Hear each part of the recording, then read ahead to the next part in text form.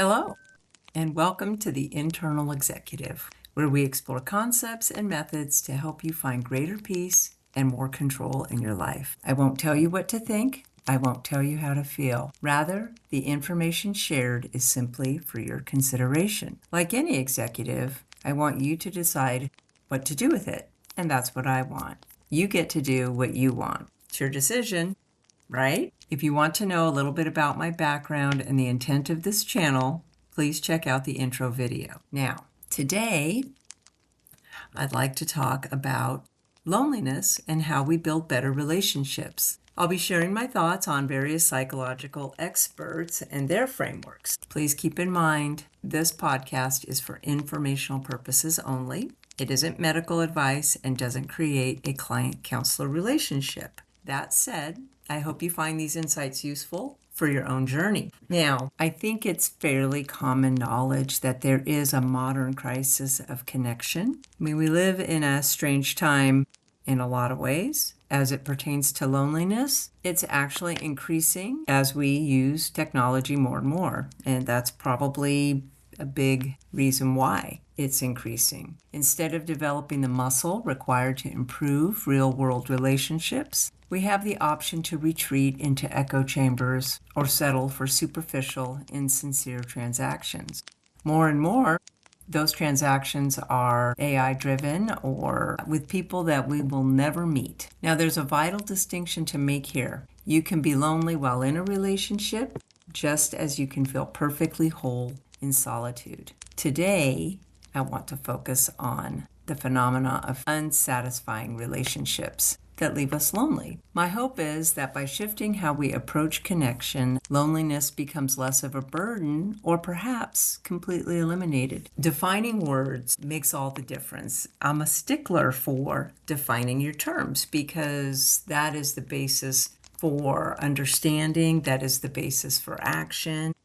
In this case, the argument can be made that a love is not a feeling, but a verb. And certainly, it can be either or both. We use it interchangeably. And I think that is where a lot of the difficulties come from because we don't know what someone else means when they say, I love you. When someone says, I love you, don't just ask yourself if it's true. Ask yourself, do they love the way I make them feel, or do they cherish who I am? There is a massive difference between you make my life better, which is about taking, and I want to bring you joy, which is about giving. When love is just a feeling, it's a mood, and moods change. But when love is a verb, it's an action and a promise. It's something we commit to regardless of the weather of our emotions. Now, there's a biology associated with selfless giving. As someone with a counseling background, I've always been fascinated by the chemistry of the brain. And studies have shown that when you give selflessly,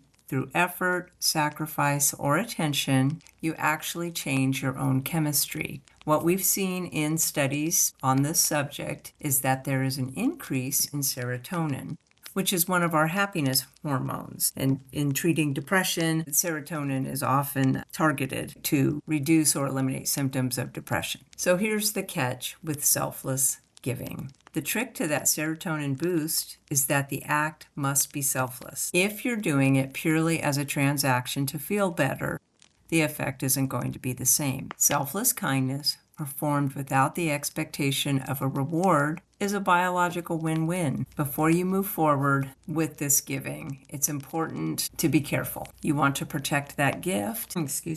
You want to protect that gift. In real life, there must be reciprocity in a relationship, or the giver burns out. Also, so after the expectation of reward is a biological win-win, we move to, before moving forward with gift giving and selfless love, it's important to be practical and vet for appropriateness, right? This is what healthy boundaries are made of. To sustain an adult relationship, there must be reciprocity or the giver burns out. Even with children, eventually they start giving back. We don't expect them to as infants or toddlers, but in the development, incrementally, there is some reciprocity there, right? I'm a fan of Eric Berne's transactional analysis model. I think it's a very simple way to understand the world, and yet it can be used to attack some of the most complex interpersonal difficulties we might deal with. So in this scenario where we're talking about a loving relationship, we can look at this through the lens of the child, the adult, and the parent. Keep in mind, the child is our feeling self, the adult is our logical self, and the parent holds both our nurturing parent and our moral self. If you want to know more about that, there are other podcasts on the channel addressing that. So when we give, we are often operating from the nurturing parent space, especially when we are selflessly giving, right? Like a mother giving to an infant without expectation. However, the difference is in adult relationships, your role isn't to shape the other person's character. This is where your inner adult, the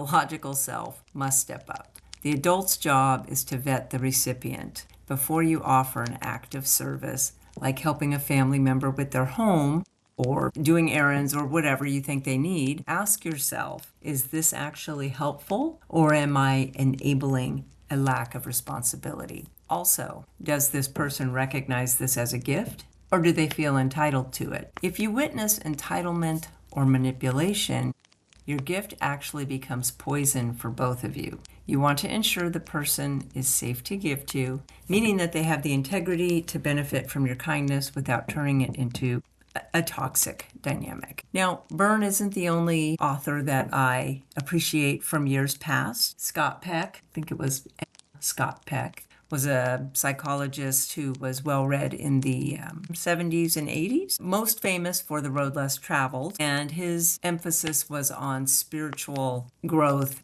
and psychological principles, and he merged the two. And he famously defined love as the will to extend oneself for the purpose of nurturing one's own or another's spiritual growth. I mean, basically, you love for the betterment of each other's character or spiritual growth, to become more of who you are in the best possible ways. Now, he argued that healthy love requires separateness, being a whole individual while remaining committed to, There's some nuance there that could be argued, but essentially the idea is that codependency and neediness, don't help each other grow. I think his approach it very much emphasized the act of doing to express love. He was very much about authenticity too. I mean, People of the Lie was one of his other books. Yeah, it's a good read. Anyway, similarly, Stephen Covey taught that love is a verb. He was more direct about it.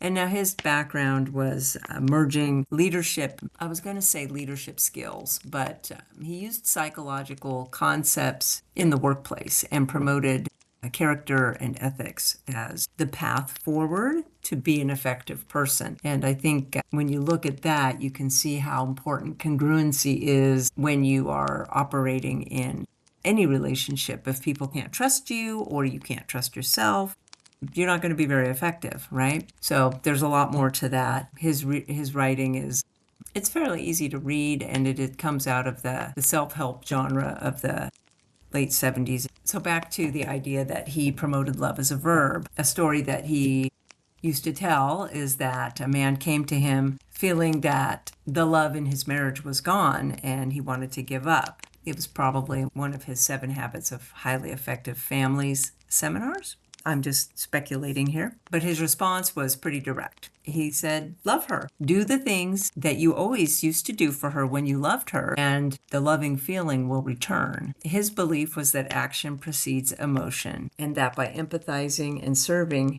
you can actually recapture the feeling. You can dig into psychology and see different experts who would provide support for that. Pavlov's approach was linking an activity to an emotional response, and he trained the dogs to actually salivate at the sound of a bell, proving that we as animals can be programmed to associate pleasure indirectly when seemingly unconnected things are connected if one of them is pleasurable. Another might be, I don't know, I'm thinking about coffee, and the links to the pleasure that coffee gives you. And I mean, you could end up being trained to think that the cup is the source, or I digress. There's a lot out there on that, and a lot to support what he said. But being in the business world, he would just use a nice shortcut there instead of getting all academic and nerdy about it. He also talked about the emotional bank account, and I think this is very important for reducing loneliness, right? So what happens when we're selflessly giving, right? We're generating that serotonin. What happens when we're giving to someone else? Well, we're also, according to Scott Peck, we're nurturing our own spiritual growth by being a giver to someone who is an appropriate recipient of that gift. And then when you look at Covey's approach, he talks about the emotional bank account metaphor, that every kindness is a deposit and every discourtesy is a withdrawal. And healthy relations or good relationships have a high balance of acts of kindness. I think that his ratio was 5-1. Took one discourteous act to eliminate 5 acts of kindness. But I like the chemical, the chemistry. You feel dopamine when you're around someone because dopamine and serotonin, both. Dopamine also plays a part. And I think that would probably come into play more, as well as oxytocin, when somebody treats you nice, right? And so then you associate loving feelings for them. But here's the thing. If you do care about someone and you do nice things for them, it's going to bring you joy when they feel joy. So when you think about it, treating love as a verb is that it gives you more control in the relationship. You aren't a victim of your or your partner's moods, but make sure you partner with someone you have vetted for emotional maturity. This is key. When two people of integrity both decide to love each other as an action, loneliness doesn't stand a chance. Now, thanks for stopping by. Please let me know what you think and what you'd like to hear more of in the comments below. And of course, if you like the channel, please subscribe, share with anyone you think might benefit from it. Yeah. Again, thanks for stopping by, and I'll catch you next time.